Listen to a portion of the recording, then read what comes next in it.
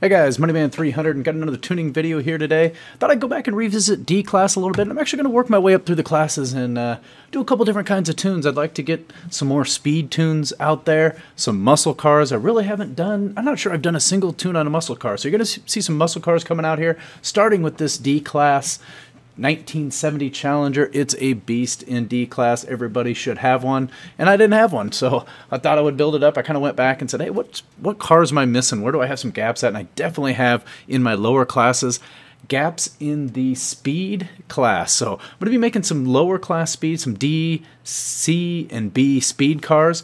Really helps with your competitive, and they make great leaderboard and lobby cars, and that's why I like them. They got speed, you know, in the straightaways to be able to make passes when you're racing, and then enough speed also to turn some leaderboard times if that's what you want to do as well. So here we go on this. This is the second lap. My rival just happened to be Rock King 3 in his beast of a Ferrari 250 Cali, which I think is probably going to be the other speed car I build in D class, because I've been wanting to build one of those as well. So we'll see how we match up here. He's actually in like 130 something place. I don't know if I can get that time. And this is on Bathurst. I know I can get that time, but being able to drive that and do it clean, it takes a little while. It's probably one of the hardest tracks to lap and turn clean laps. If you've ever done that before, you know what I'm talking about.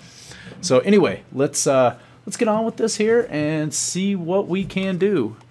Let's get here the resume, and I did run one lap, so this is the start of the second lap, and I think I'm running probably about a 235 in the second lap, which is about 370th, but it is, I did clip a wall somewhere, or cut a, I don't know what I did, but anyway, I dirtied it somewhere, so here we go.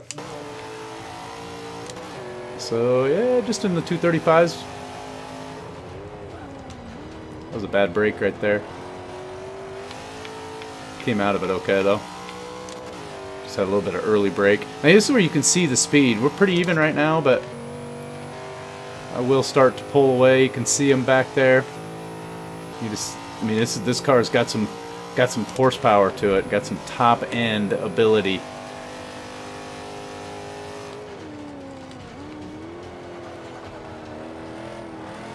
Now that Ferrari is going to beat me in the turns for the most part, unless I'm perfect. But I get them on the speed, so I need to be able to drive this part of the track pretty well here. Oh, and right into the wall. Just kind of locked it up a little bit there. All right, we'll see how we finish the lap out here.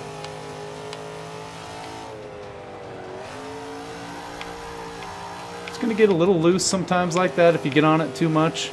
We are running on some stock tires here. It actually holds down pretty well. Geez, as I clip another wall. But that being said, I've been driving a lot of you know, R and S class, and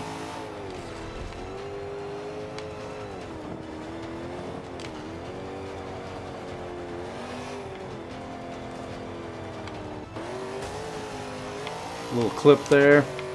Well, it's not bad. You can see I'm staying right on him here.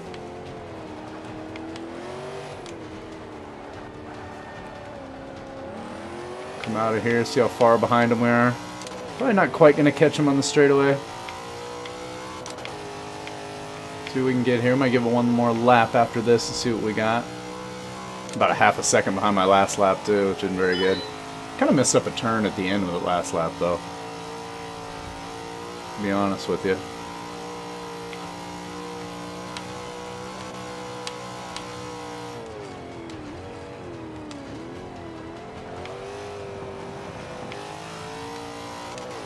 That was a turn I messed up. Kind of came out of that one wrong last time. Just kind of hanging in there. I got to do better in that top part of the track, obviously.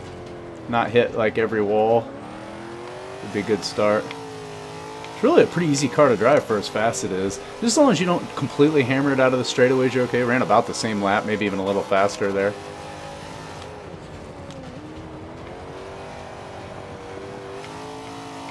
See if I make a little better turn that time.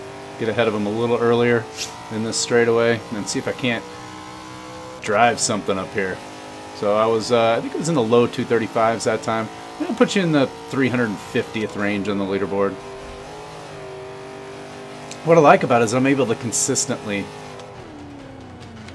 doing this. It's not like I'm running miracles. Oh man, too slow, too slow. Bad angle. About 100 things wrong with that turn.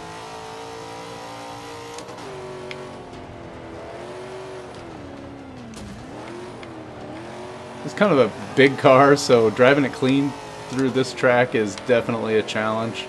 But anyway, you can see we already dirtied this lap again.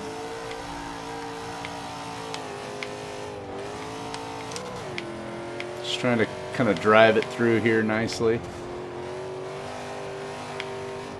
Oh man, I hammered the wall there.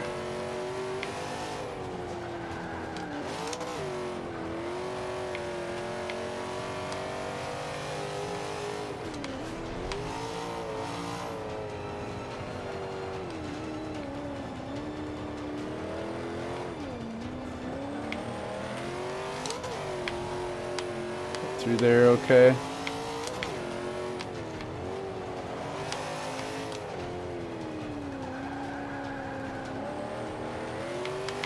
A little bit closer on him this time. Get out of here. Still dirty though.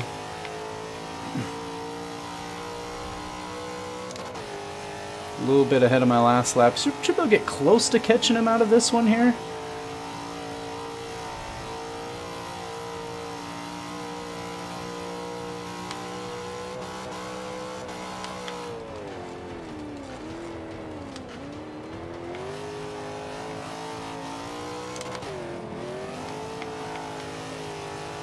Just not quite there.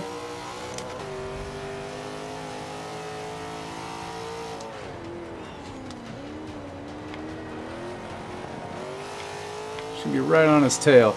You can get the picture on this. I could sit here and probably drive these laps, you know, all day. Got it down into the low 34s here.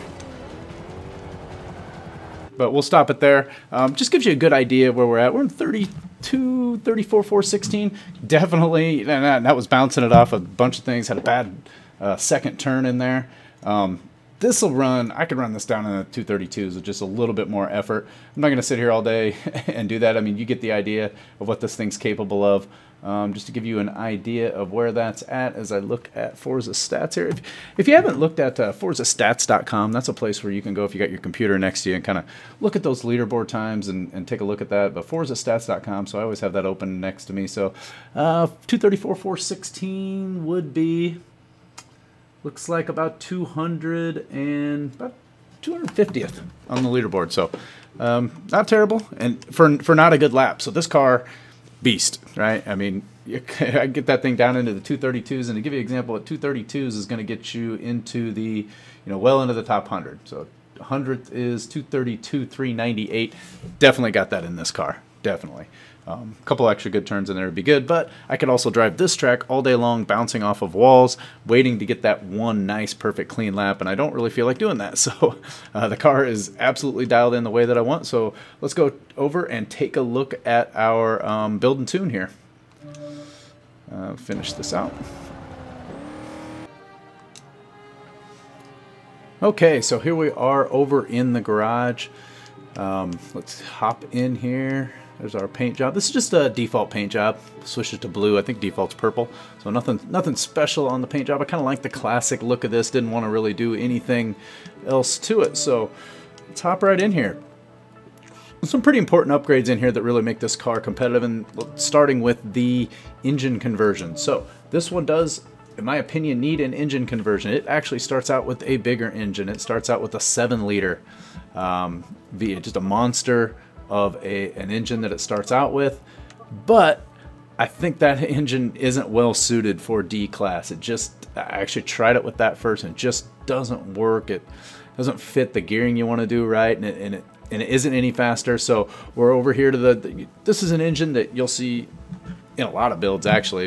If you have my 1M My BMW has this. I have several cars that have this 5.7 liter V8. This is a really standard engine in Forza for an engine swap, and it's a really good one too. And it does help out a lot. And you can see, you know, actually you're able to put some more engine parts on this to get it up to having the same type of speed that that other engine has. So this is actually a much better choice. Let me give you something else here. It's also a couple of 100 pounds lighter, so it ends up lighter, and you're still able to get a good amount of horsepower in here. So looking at our horsepower numbers, so first of all, our speed is 6.0, handling 4.0, acceleration 7.5, launch 7.3, and braking 4.1. Horsepower, 453 horsepower, 447 foot-pounds of torque, weighs 3,582 pounds, 56% of that to the front with that 5.7 liter V8.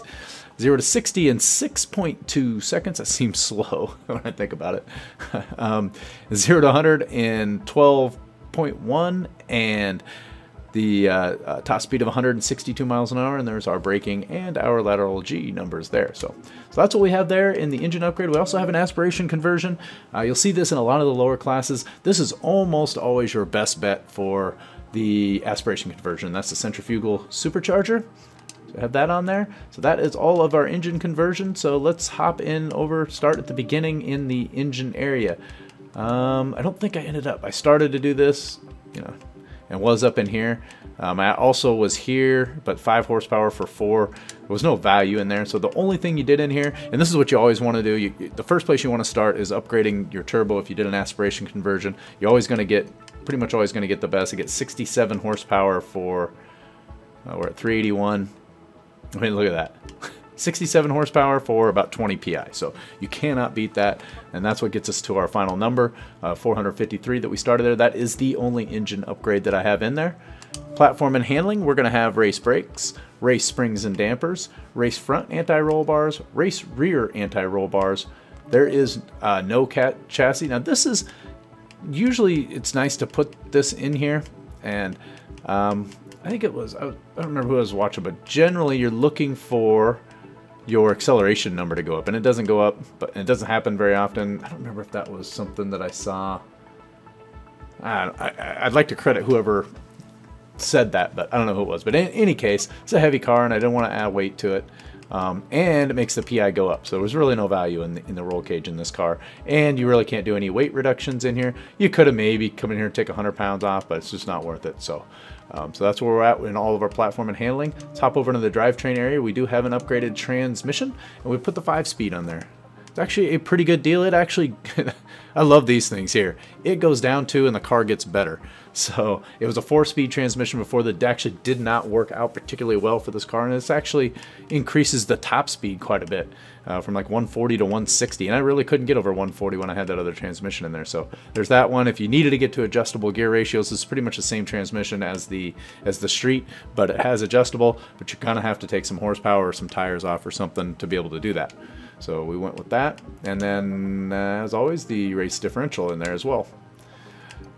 Speaking of tires, we go in here and we're going to have stock tires. You really can't do anything else but that, because look at the PI difference you get there, 50 PI. So not gonna happen, not in this class. So we are on stock tires. I do have upgraded tire width. We have the 265s in the front. Oh, that's the wheels. And we have 325s in the rear, so kind of in the middle on both of them. You know, you could sacrifice some horsepower if you thought you needed to go up here. To be honest, it handled really well. You could see I got loose a couple times, but even when you were loose, it didn't feel like, you know, it was just going to spin out of control. It was just loose, and you're just kind of ease back off the throttle, it hooks back up and it goes. So nothing bad there. And for our wheels, we got the heavy wheels on here. So if you didn't know, these are pretty much, these two here are like the heaviest wheels in the game. It's possible as I went through here, maybe I could get some lighter wheels. It doesn't look like it. Those are the same weight. You know, pretty much anything that adds weight. There you go. You can get 4 more pounds and put, oh, those are some ugly wheels though. So you could actually shave 4 pounds off. And is there anything else in here? Some wheels that aren't, oh my goodness. Why are the wheels so ugly that I want? I can get minus 1 pound for those. Minus 1 pound for that. It's not worth it. So it looks like if you tried real hard, you could get another 4 pounds out of this car. Another 1 there. Those wheels are kind of cool though. I might go back to those. What else we got here? See if I can help you guys out real quick with the wheels. 1 pound, £4. Oh, the ugly wheels. Man, the ugliest wheels are the ones that I can put on there. £1. I'd have to go paint them too. Whole bunch of £4. Those aren't too bad. £1. Anyway, you can get 4 more pounds out of this. Difference between £5 and looks, that means a lot to me. So I'm actually gonna put these on there because I kind of like the way they look. Anyway, not going to change any other part of the car. And I also did not upgrade the width on these.